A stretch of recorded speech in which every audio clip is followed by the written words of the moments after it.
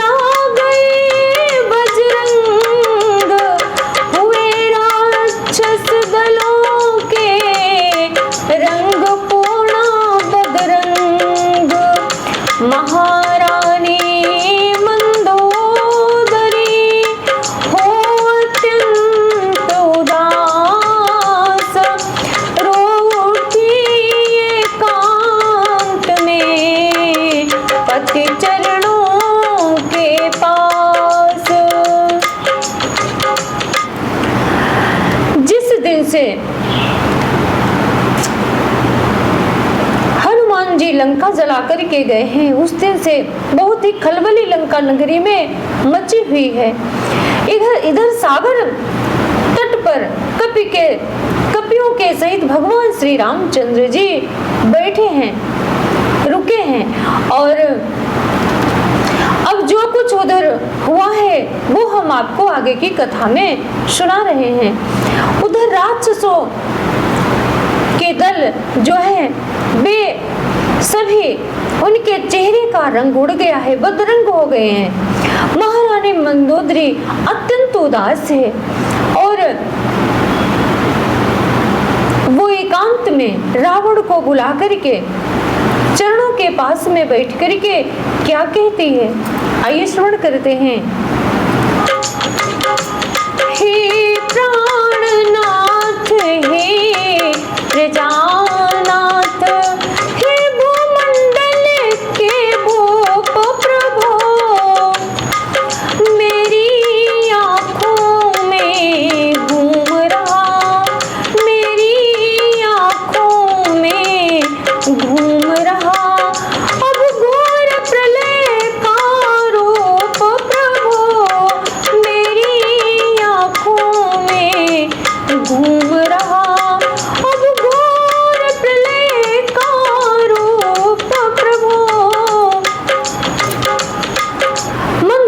कहती हैं, हे प्राणनाथ, हे प्रजानाथ, हे भूमंडल के भूपति, हे मेरे स्वामी, मेरी आंखों में एक प्रलय सा दिख रहा है जो घूम रहा है आंखों में बार बार मुझे प्रलय जैसा दिख रहा है। और हनुमत से जिनके पायक हैं वे कैसे मारे जाएंगे। कुसुमय में संधि हनुमत से जिनके पायक हैं वे कैसे मारे जाएंगे। तुम लड़के जिन्हें समझते हो वे कैसे, वे लड़के तुम्हें हराएंगे। तुम लड़के जिन्हें समझते हो। मंदोदरी कहती है रावण से, जिनके हनुमान जैसे पायक हैं, जो पूरी लंका को जला करके चला गया, अब कुछ ना कर सके, तो जिनके हनुमान जैसे पायक हैं तो उनके स्वामी कैसे मारे जाएंगे। और जिन्हें तुम लड़के समझते हो ना, वो लड़के ही तुमको हराएंगे, ऐसा मंदोदरी जी कहती हैं। कुसुमय में संधि उचित ही है, ये कथन प्रवीण नृपों का है। औरों को ले खुद भी डूबे, यह मार्ग महा मूर्खों का है। औरों को ले खुद भी डूबे, यह मार्ग महा मूर्खों का है। मंदोदरी कहती हैं, ये समय ठीक नहीं है, उचित नहीं है, कुसुमय है, इसलिए इस समय संधि माने मित्रता है, ठीक है। यह कथन जो है ना, ये प्रवीण जो बुद्धिमान राजाओं का है, इसलिए समय को देखते हुए आप मित्रता कर लीजिए, और नहीं तो आप औरों को लेकर के साथ में खुद भी डूबेंगे, क्योंकि यह मार्ग जो है ये महामूर्खों का है। महामूर्ख ही ऐसा करते हैं। वो कार्य सदा ही अच्छा है जो मेल और मिल्लतों में हो, आगे तो वो ही होता है लिखा जो कुछ किस्मत में हो। लंका यह अपनी बनी रहे, क्या काम में फिर झगड़ों से। बस यही जीत है, यही विजय करेगा सुलह तपस्वियों से। मंदोदरी कहती हैं, वो कार्य सदा ही अच्छा रहता है जो मेल और मिल्लत यानी मिलजुल के किया जाए, वो कार्य अच्छा रहता है। और आगे तो वही होता है जो किस्मत में लिखा होता है, अन्यथा अपनी तरफ से कोई ऐसा कार्य न किया जाए। लंका यह अपनी बनी रहे, मंदोदरी कहती हैं, अपनी ये लंका है सलामत बनी रहे, इसलिए आप वही काम करिएगा। और झगड़ों से क्या काम है, और बस यही जीत और यही विजय है कि आप उन तपस्वियों से सुलह समझौता कर लीजिएगा, यही अच्छा रहेगा। इसी में आपकी जीत है और इसी में विजय है। सुनकर रानी के वचन बोला तड़प सुरारी, रहने दे उपदेश ये ओ कम हिम्मत नारी। जब मंदोदरी जी ने इस प्रकार से समझाया तो रावण कहता है, तड़प करके बहुत जो चिंगाड़ करके रावण कहता है, तो अपने उपदेश अपने ही पास रखे, तेरे पास हिम्मत नहीं है, क्योंकि तू नारी है, तू अबला है।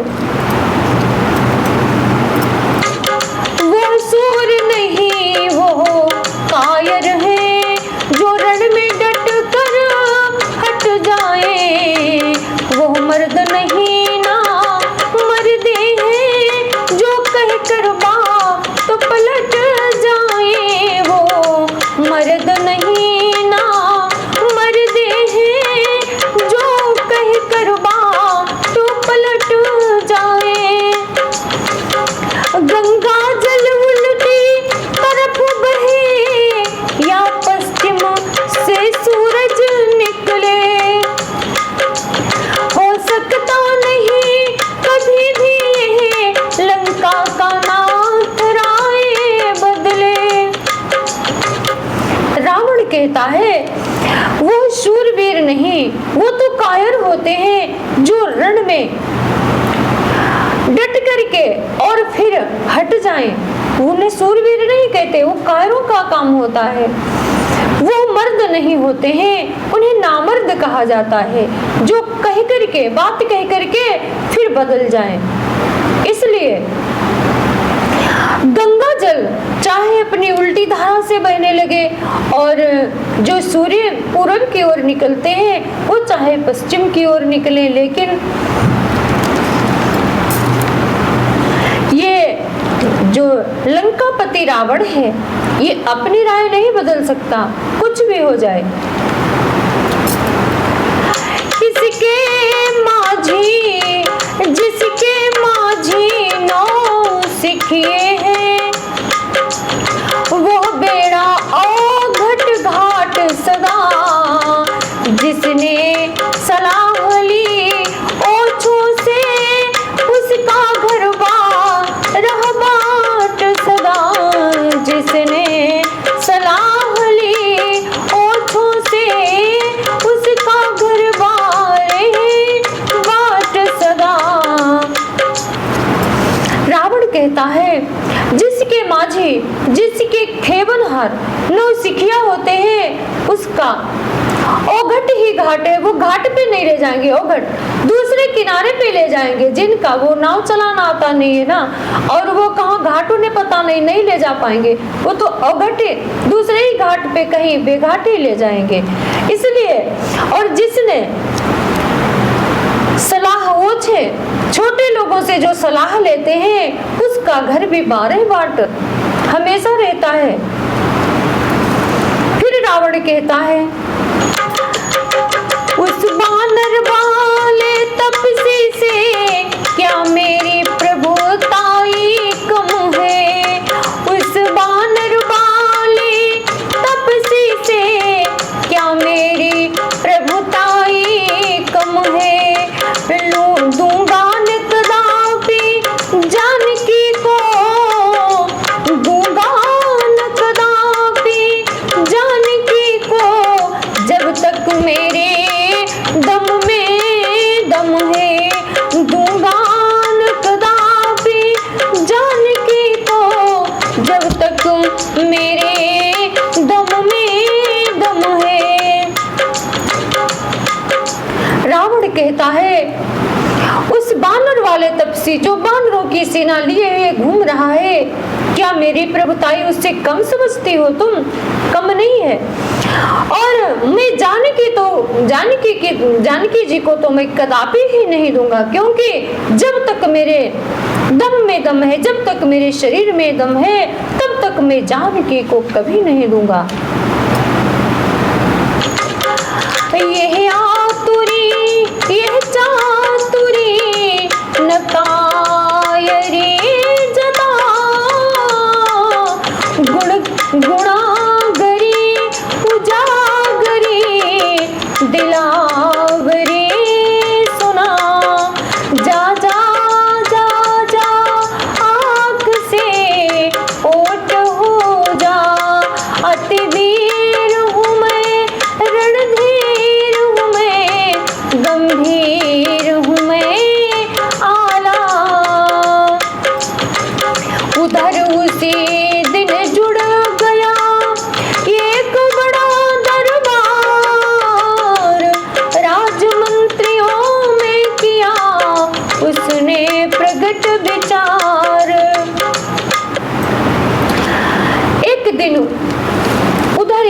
उसी दिन एक बड़ा ही दरबार जुड़ गया और राजमंत्रियों ने अपने अपने विचारों को प्रकट किया। आइए श्रवण करते हैं। लंका के वीरों रणधीरों, बोलो क्या राय तुम्हारी है, बड़ी सागर के पार खड़ा करता अपनी तैयारी है, बड़ी सागर के पार खड़ा करता अपनी तैयारी है। रावण कहता है, हे लंका के वीरों, हे रणधीरों, बोलो तुम्हारी सबकी क्या राय है। और बैरी सागर के पार खड़ा है, वो अपनी तैयारी कर रहा है। हे सहायकों सेनापतियों, संगठित बल भली विधि हो जाओ, जिस तरह शत्रु दल हो परास्त, बस उसी मार्ग को अपनाओ। दरबारी कहने लगे, कौन बड़ी यह बात, मृगराजों के सामने मृग की कहाँ बिसात। रावण कहता है, हे सहायकों, हे सेनापतियों, तुम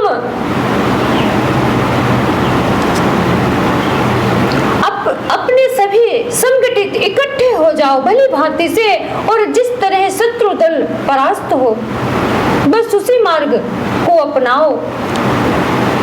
सभी दरबारी कहने लगे, यह कौन सी बड़ी बात है,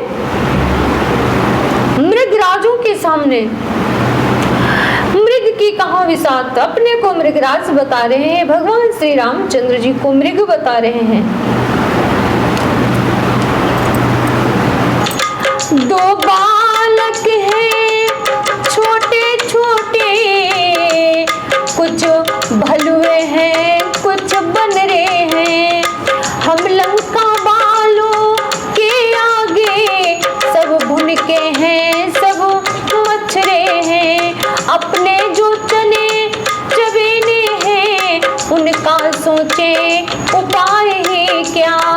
राजा धीराज आनंद करे, इस रण में भला राय ही क्या।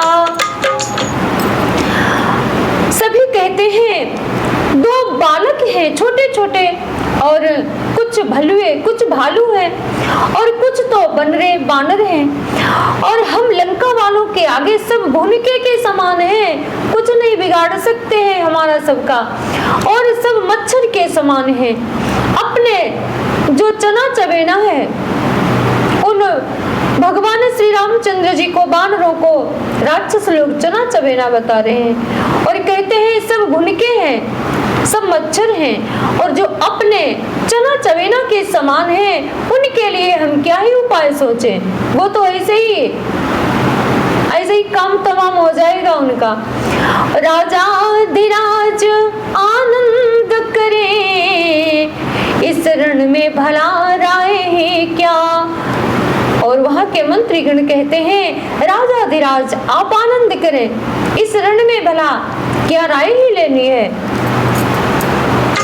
कहा विभीषण ने तभी, हाय अनर्थ अकाज, इस मुंह देखी बात ने गिरा दिया है राज। तभी विभीषण जी बोल पड़ते हैं, कहते हैं, हाय अनर्थ, ये अनर्थ है, और आप इस मुंह देखी बात ने गिरा दिया है राज। ऐसी मुंह देखी बातें मत कीजिए, नहीं तो आप तो नष्ट भ्रष्ट हो जाएंगे। निश्चय विष की बूंदे हैं, जो मीठी मीठी बतियां हैं, यह जी हाँ की राहें, कागज की टेर कमनियां हैं, कहते हैं ठकुर सुहाती जो, ठाकुर का दिल खुश करने को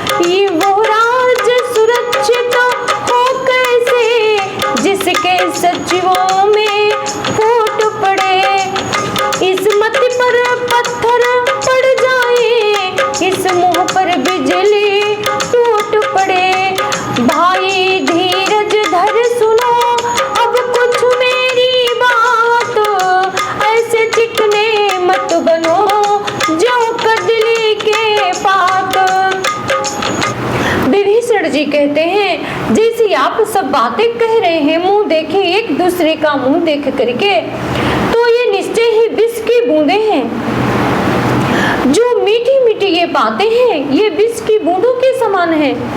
ये जी हाँ की राय जो आप मान रहे हैं, ये तीर कमान के समान है। और जो आप अपने को ठाकुर सुहाते कहते हैं, ठाकुर का दिल खुश करने के लिए भगवान उन्हें कर दे समाप्त, और भगवान उन्हें समाप्त कर देंगे। वो सब जीते हैं मरने को। जो भी भगवान के दल में हैं, जो ठाकुर सुहाती कहते हैं ना, वो सभी मरने के लिए बैठे हैं। और पुरुषों में जो पुरुषोत्तम हैं, उनको आप बालक कह रहे हैं। और जो ठाकुर सुहाते ठाकुर का दिल खुश करने को भगवान उन्हें समाप्त, भगवान उन्हें कर दे समाप्त। वो सब जीते हैं मरने को। सभी बानर वहां मरने के लिए बैठे हैं भगवान श्री रामचंद्र जी के लिए। और पुरुषों में जो पुरुषोत्तम है, आप उनको बालक बताते हैं। रणधीर वीर बानर दल को भुनका मच्छर बतलाया है। जो रणधीर वीर बानर दल है, आप उनको भुनका और मच्छर कहते हैं। इस मत पर पत्थर पड़ जाएं, विभीषण जी कहते हैं, इसी मत पर पत्थर पड़े और उस मुंह पर बिजली टूट पड़े, ऐसे मुंह पर बिजली गिरे, और वो राज्य सुरक्षित हो कैसे? वो राज्य कैसे सुरक्षित रह सकता है जिसके सचिवों में ऐसी फूट हो, जो ऐसी बातें करते हैं? भाई धीरज धर सुनो, विभीषण जी कहते हैं, हे भाई तुम धीरज धारण करके सुनो अब मेरी बात भी। ऐसे चिकने मत बनो जैसे कदली के पात, जैसे केले के पत्ते बहुत चिकने होते हैं, इतने चिकने मत बनो। तुम पंडित हो, तुम शासक हो, तुम राजाओं के राजा हो, शोभायमान है तुम्हें वही जो नीति धर्म मर्यादा हो। तो अब लकड़ी की खड्गों से रण किसकी किस लिए तैयारी है? खुद ही सीता को हर लाए, खुद ही ये बैर बढ़ाया है, खुद ही भारत को छेड़ा है, वो सोता सिंह जगाया है। तुम उनसे नहीं काल ही से इस समय जूझते हो भाई। विभीषण जी कहते हैं, तुम उनसे नहीं, स्वयं इस समय काल से लड़ रहे हो, ये ठीक नहीं है। और पहले तो आप ज्वाला में कूदते हो, फिर सभी से राय पूछते हो। जो कुछ कर चुके तुम, अब सोच समझ कर पाँव धरो, जड़ से ही रार मिटा दो यही, अर्पण उनकी सीता, अर्पण कर उनकी सीता को। रघुपति रघुकुलपति से मित्रता बढ़ा, बलवान बनाओ लंका को। विभीषण जी कहते हैं, अब तुम जड़ से ही रार को मिटा दो और उनकी सीता को अर्पण कर दो। रघुकुल पति से मित्रता बढ़ा लो, बलवान बन जाओ और लंका को भी बलवान बना लो। शक्ति रूप है जानकी, जगदम्बा जगमात, उन्हें त्रास दे अंत है, कुशल नहीं है भ्रात। विभीषण जी कहते हैं, शक्ति रूप है जानकी, जगदम्बा मात, जगत जननी जगदम्बा है, उन्हें त्रास दे, उनको तुम कष्ट दे रहे हो, त्रास दे रहे हो, अंत है, कुशल नहीं है भ्रात। आपका अंत है उनको कष्ट देने से, आपका कल्याण नहीं है, इसलिए कुशल तुम्हारी कुशल नहीं है। हे भाई तुम्हारी कुशलता नहीं है इसमें। उमरिया सिरा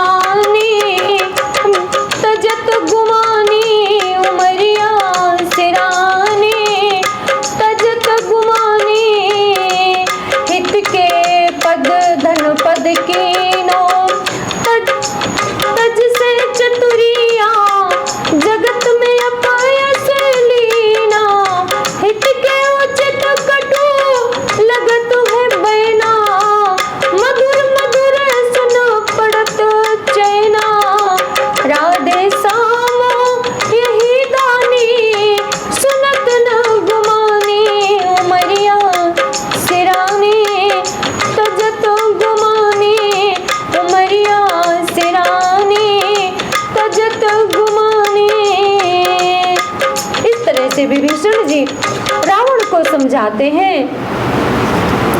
अब मैं अपनी श्री राम कथा को यहीं पे बंद करती हूँ। आप सभी को अगर भगवान श्री रामचंद्र जी की कथा अच्छी लगे तो लाइक, कमेंट, सब्सक्राइब अवश्य ही करना। जय जय श्री सीताराम, जय श्री राधे श्याम।